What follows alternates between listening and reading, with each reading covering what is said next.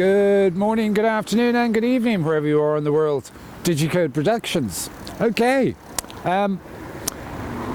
there's a reason we're standing just outside the Tesco's car park. Here's a scenario for you. Let's imagine I go into Tesco's and I buy a loaf of bread. And then informed, before I've left the store, that despite the fact I've bought the loaf of bread and I have a receipt for it, I will have to leave the loaf of bread in the store. And if I do not do this, the loaf of bread will be forcibly removed from me and I will be forcibly ejected from the store with a great deal of physical violence. In this process, I will be kicked, I will be punched, I will be intimidated. All quite interesting. Now, I've always found Tesco to be a marvellous organisation. Great store, great products, fantastic staff. They've obviously never done anything of the kind to me. Tesco's have never been anything but convenient, high quality foodstuffs, pleasant staff, and always quite amenable. A good store.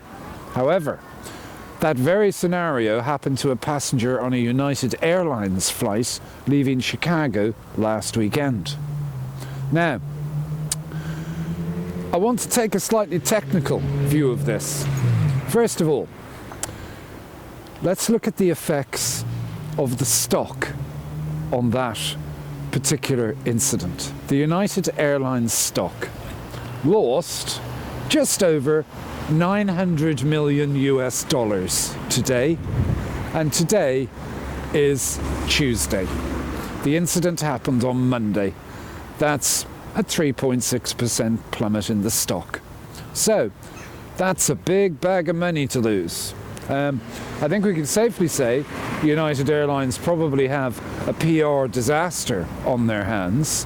The other thing is that there's approximately 340 million people in China who have now watched the video of the incident of the man being forcibly and physically and violently dragged off a plane.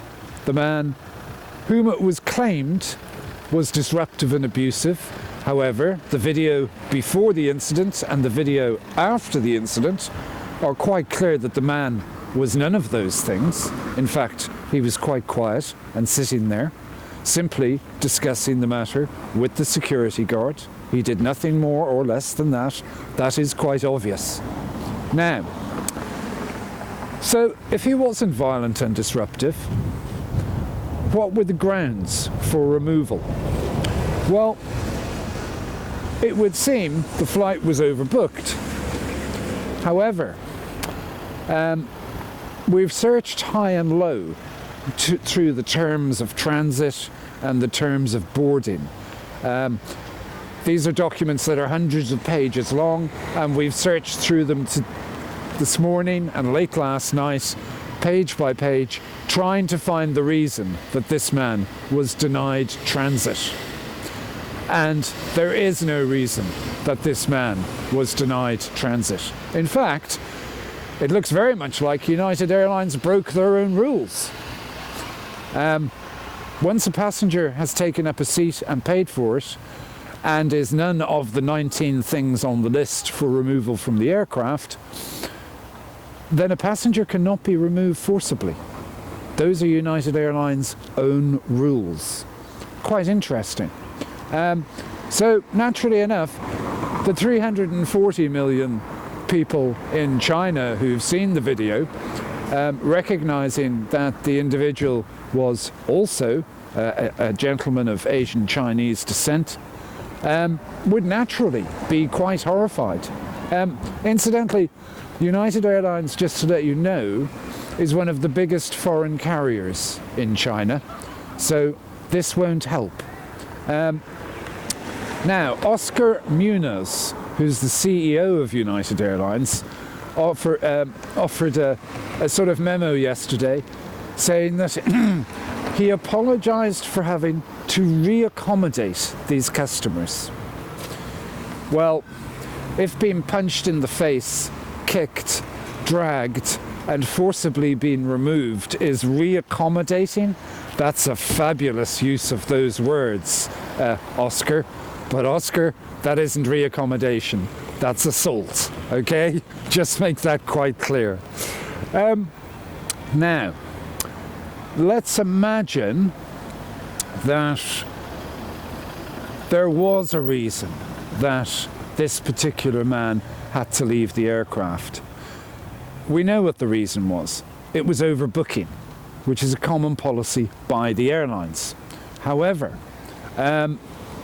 what we're going to have to come up with here is a better reason to use violence and forcefulness on passengers like this. It is simply horrifying, uncivilized, practically beneath contempt for a publicly quoted company to act like this towards its passengers. It is horrifying. United Airlines will not be on my favourite airline list in the foreseeable future. Thank you very much.